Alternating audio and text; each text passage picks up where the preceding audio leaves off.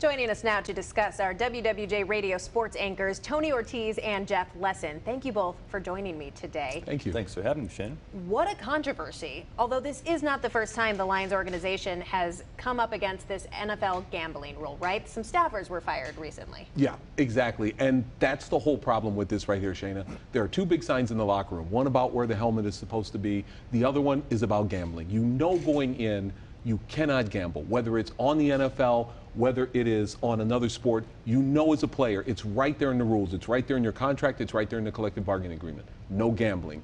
Now, granted, there's a hypocrisy here because the NFL makes millions of dollars working with gambling sites. But again, if you're a player, you know this walking in. You cannot gamble. So it's always been a cardinal rule, but things have changed in the past few years, have they not, Jeff? Yes, they have, Shayna. And what I don't get is everyone wants to jump on the players. And obviously, they share a good part of the blame. But what about the Lions themselves?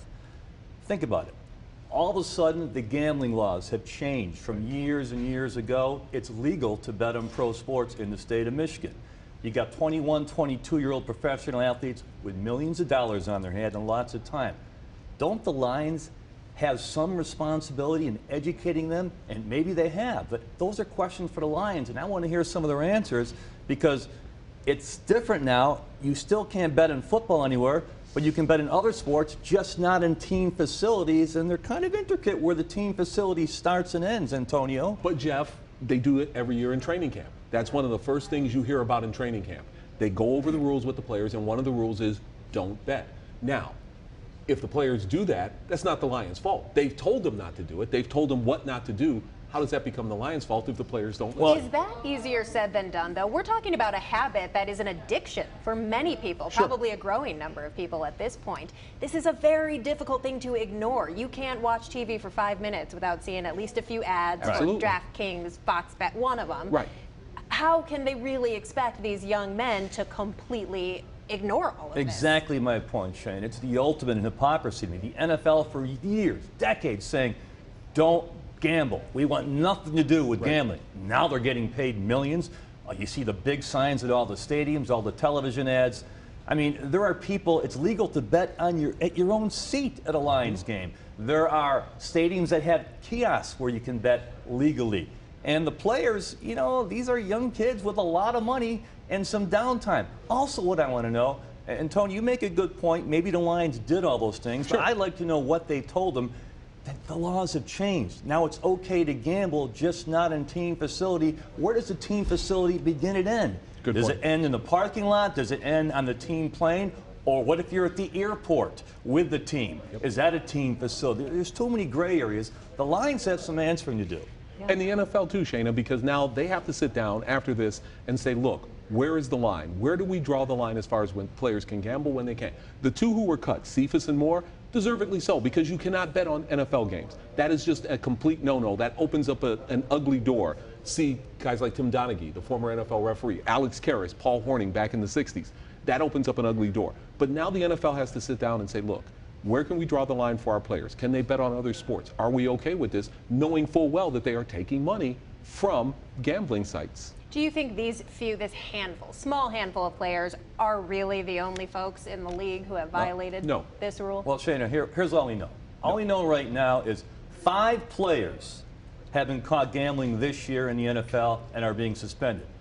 4 of them are Detroit Lions. Is that a coincidence or not? And maybe the Lions did all they could do, but if this happened in a gray area where they were not properly educated, the Lions share a good degree of the blame. Well, Jeff, maybe they're better just at hiding it, the other teams and the other players than the Lions Yeah, so what do you players. make of Could that, be. though, that there's such a concentration here in Detroit? I think it's just the kind of thing where you're bored, you're sitting around, you're doing nothing, you want to get in on the action, you want to feel a little bit of the action. Because I don't think it's the money that they're doing this for, because they make a lot of money. I think this is about the action, the rush you get from the bet. I think that's what this is more than anything else. And I think there were a bunch of guys who sat around and said, let's do this, let's have some fun with this. For the few people out there that don't see the problem, what do you think it could snowball into? If you've got NFL players betting on NFL games, that could open up a huge can of worms, right? I mean, you just hit it right there. If you've got NFL players betting on NFL games, they have a chance to possibly change the outcome of games. Maybe they don't catch that pass. Maybe they bet against themselves. Maybe they bet on their team.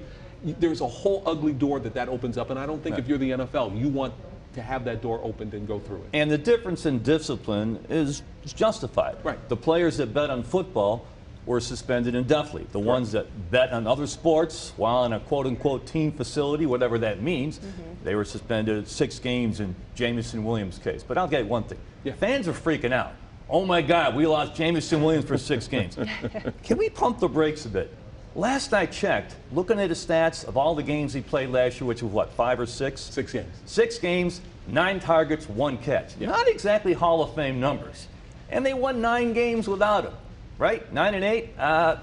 They might be okay for 6 games without him again. Shayna, to counter Mr. Doom and Gloom here, they were counting on Jameson Williams to actually make a bigger impact on the field this year, besides 1 catch, 6 games. They were looking for him to possibly step up and become maybe their 2nd or 3rd receiver, or maybe even their number 1 receiver. So at least for the first 6 games, that sets his development back a little bit, so maybe the Lions don't get as much out of him this year as they maybe thought they were going to. Or maybe they don't need him as much as they thought they did. I mean, maybe they win the division without his contribution. Oh. They came pretty close last year. And if I had to make a pick right now, Shayna, again, we're before the draft. A lot of changes can happen between now and game 1.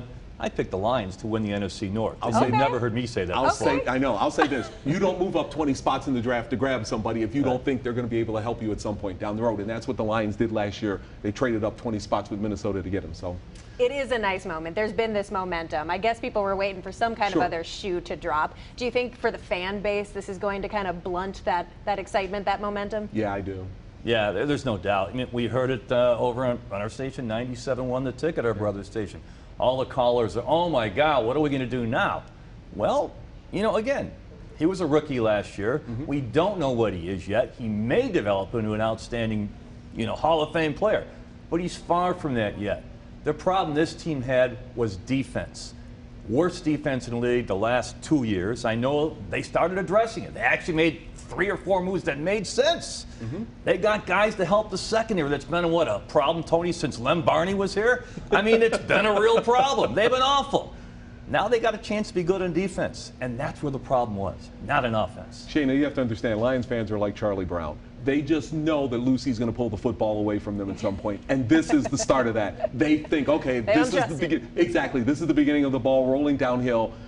That's the way Lions fans feel today. Something needs to happen for them to feel good. Maybe it's the draft next week, but at this point, you've got some Lions fans who are looking, going, what's next? What's the next possible bad thing that's going to happen to this team? And with 60-plus years of futility, Shayna, I mean, how can you blame them? All right, we are running out of time, but finally, outside of a great draft day, what does the Lions organization need to do to avoid this happening again in the future? Education of their players, no doubt about it. Sit everybody down in the room, show them all the footage, show them everything that happened, and tell them, look, your careers are on the line. Quintez Cephas may never play another game in the NFL.